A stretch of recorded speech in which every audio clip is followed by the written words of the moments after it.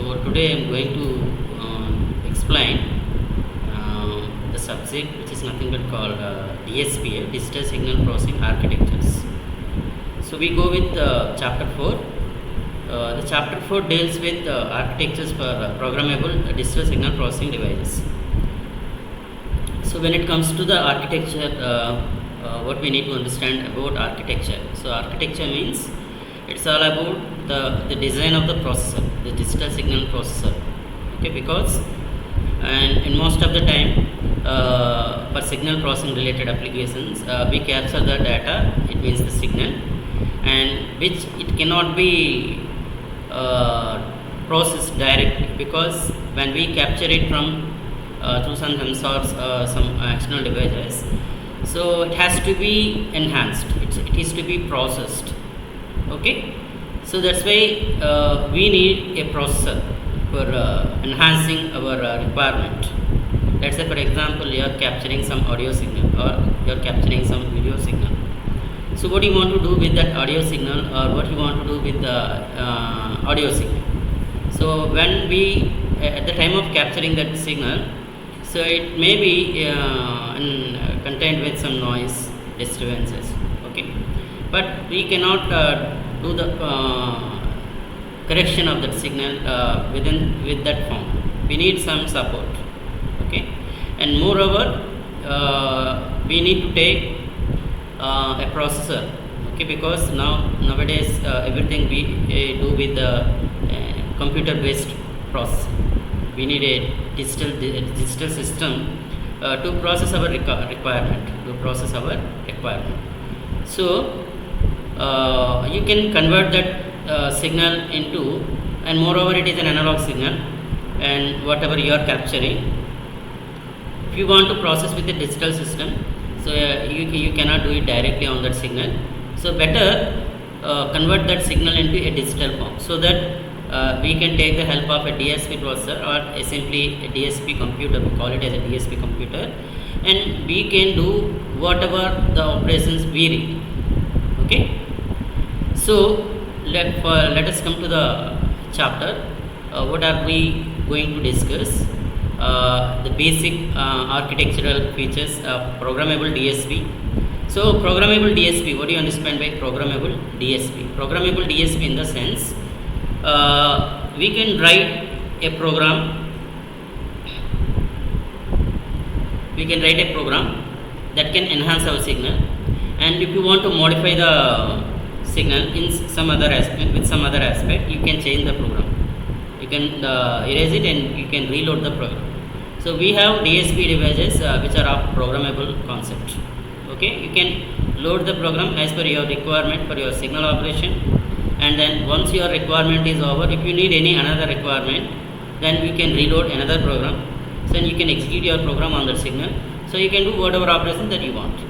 Okay, so based on the DSP operations, these devices are generally required to perform. Their features are examined from the points of view of functional needs and programmability, speed, interfacing requirement. So all the concept that we are going to discuss is that whenever I want to use it for some signal processing requirement, what is my the DSP architecture should be, how it should be, and what are the requirements for this architecture, DSP architecture, what I need it. Okay, so that accordingly my signal operations are fulfilled. Okay, so when we talk about the concept of programmable DSP, the basic requirements when it comes to the architectural requirements, the requirements what we need are basic architectural features, and what are the computational building blocks that we need in our DSP architecture, our DSP processor, what is its data addressing capabilities. For example, data addressing capabilities means we will go for more detail in the upcoming discussion, but let us understand data addressing capabilities. What is the processor capability, so that how much data it can take at a time, how much data it can take a process, and how much data it can transfer. So what is this capability, addressing capabilities? Next one is your address generation unit. how address will be generated, where to store the data, how to retrieve the data, what is its address generation capability. Next one is the programmability and program execution. What platforms it will support, what programming languages it will support, and how to execute the program. And the next one is the issues, the speed issues. How fast it is able to process the signal, how fast it is able to take the data, how fast it is able to repair the signal, enhance the signal, and how fast it can again transfer the signal to the respective outputs. And again, finally, but not least, is nothing but the features for external interfacing.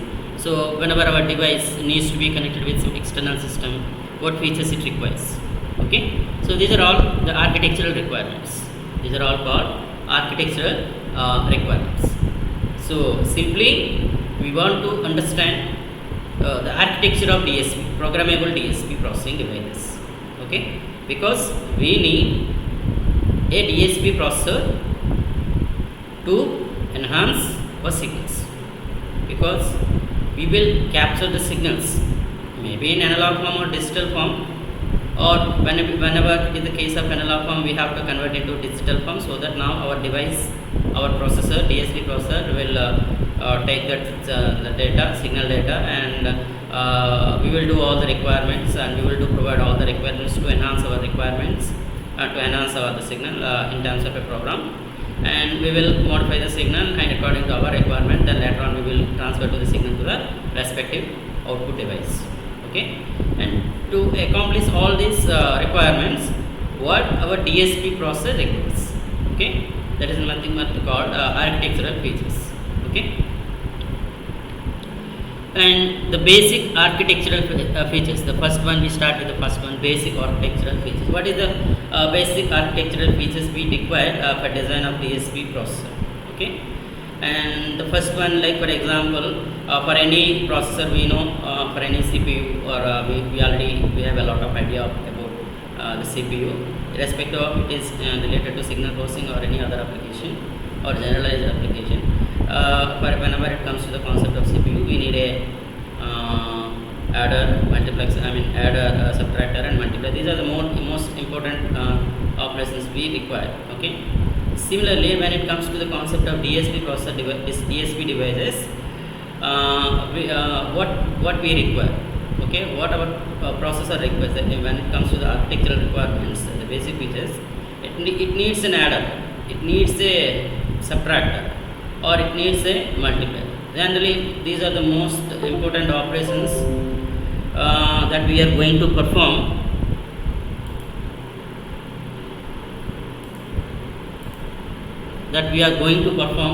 in signal processing. And then after, what other features we require? For example, again,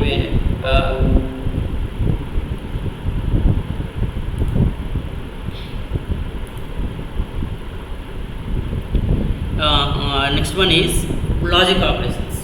Like what are the logic operations that we require? For example, AND operation, OR operation, inverter, basic logical operations. It needs basic arithmetic operations. It needs the basic logical operations. Combining these two, we are able to perform almost all operations on the signal. Okay. So this is nothing but the first one, the basic architectural requirement. And what else we need? Like for example, we need multiply and accumulate operations. So when it comes to the speed of a processor, it all depends upon how it is able to perform the data operations at first. So it need to multiply that and it to accumulate that data in order to perform the speed of operation. And the next one is the signal scaling operations. Scaling is one of the important operations for the signal.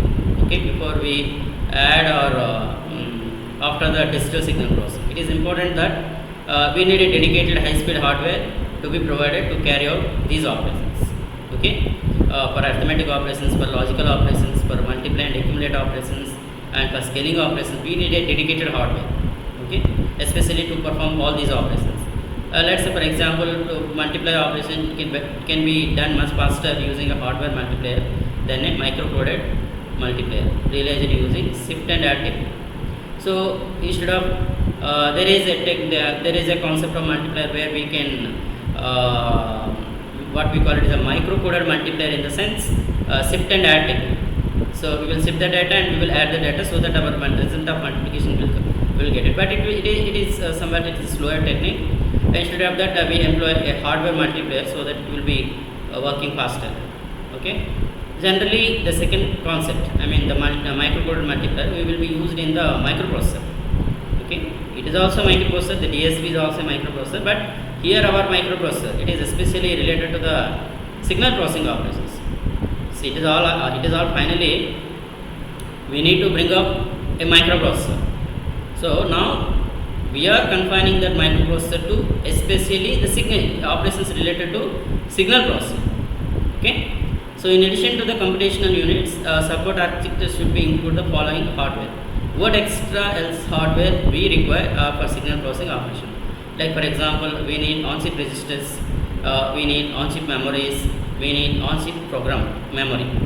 Okay. So when it comes to the concept of microprocessor, we are already have an idea what is the architecture of a general purpose microprocessor. We have bus interface unit, we have execution unit, we have a CPU, we have general purpose registers, and general purpose registers for temporary storage of results.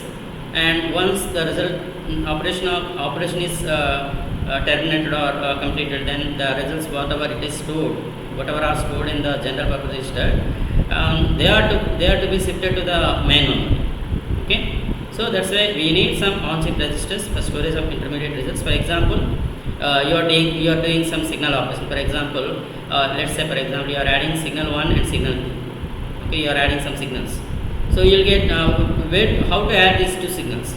So by the DSP device, because for example, the signal whatever you want to add, the signals which you want to add them, you have to keep them in the respective registers. Or for example, let's say you kept in some memory, and in order to perform the operation, bring the signal into one of the registers, bring another signal into another register, and you perform the addition operation.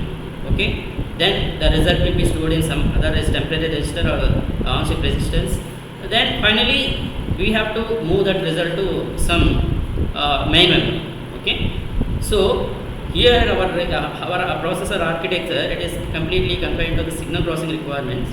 We don't need a secondary, some external memory for data storage requirements. So we need some on-chip memory for general purpose registers. We need some on-chip memory for signal samples. Let's say for example is we will bring the signal and convert them into samples, and we will store them in the memory. Okay. We also need some program memory in order to perform the operation. So the computational blocks. The first one we already talked about, discussed about the basic architectural features, like we need adder, we need multiplier, we need a MAC unit, multiply and accumulate operation, and we need we need to have a dedicated hardware multiplier rather than a micro-coded multiplier, which is generally used in the design of microprocessor. Okay. So next it comes to the computational building blocks. DSP computational building blocks. So DSP computation is what? So computation means calculation. Let's say you are for example you are taking number of signals that you want to perform. You want to merge them, or you want to multiply them, or you want to add them. So to perform all these things, we need some specialized blocks. Okay, and we call them as DSP computational blocks. Like say for example, we need a multiplier, we need a shifter, we need a MAC unit, we need a arithmetic logic unit. Okay, we need a we need a multiplier, we need a shift register, we need a MAC unit, arithmetic logic unit. In the following, next. So what should be our multiplier? When it comes to the DSP processing device, when it comes to the concept of multiplier, what should be this multiplier like? How it should be there? How it should work? Okay. So the advent of single chip multipliers and their integration into microprocessor architecture are the most important reasons for the availability of commercial VLSI chips capable of implementing DSP functions. So it is all due to the advancements in the VLSI technology. You are able to get specific chips. Okay, you are able to get specific chips. We also call it as ASICs, application specific integrated circuits. Due to the advancements in the VLSI manufacturing technology, you can have a dedicated chip for a multiplier, okay, which you can integrate with the DSP system. Okay, these multipliers are called parallel or array multipliers.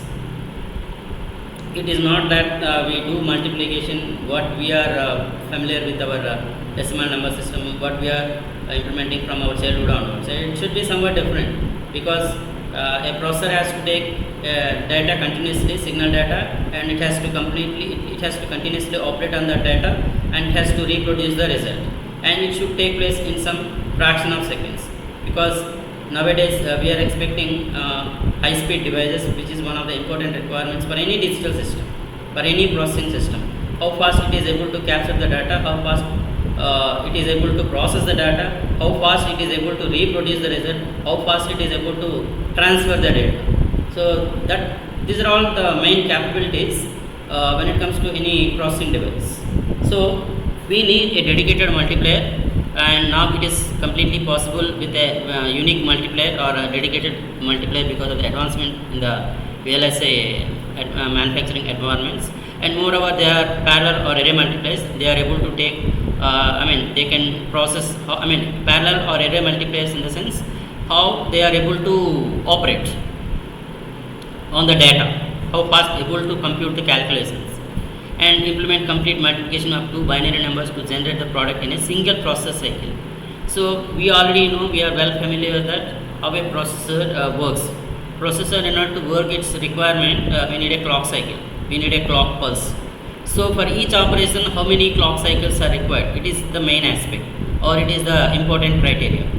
So when it comes to the concept of parallel or array multipliers, in case of this advanced multipliers, a single processor cycle, it is sufficient to perform on multiplication on two binary numbers. Earlier, the schemes are related to either software such as shift and add, and before this concept of advanced multipliers, we already discussed just now. Earlier, it was the concept of microcode multipliers, where we will shift the data and we will add the data in order to function it as a multiplier, which is a limitation. It cannot produce the data in a fast way. So that's why we have a second next concept called array of multipliers. We'll use number of multipliers at a time. They work simultaneously, take the data and will produce the result, and will transform the results, transfer the results. Okay. So these options, both these options, either in the case of multiple array multipliers or parallel multipliers or microcoded multipliers, and both these operations require several processes. For example, when it comes to the shift and add concept multiplier, it needs multiple clock cycles to perform the multiplication. But whereas array multipliers, you can use a single clock pulse or single clock cycle in order to get the result.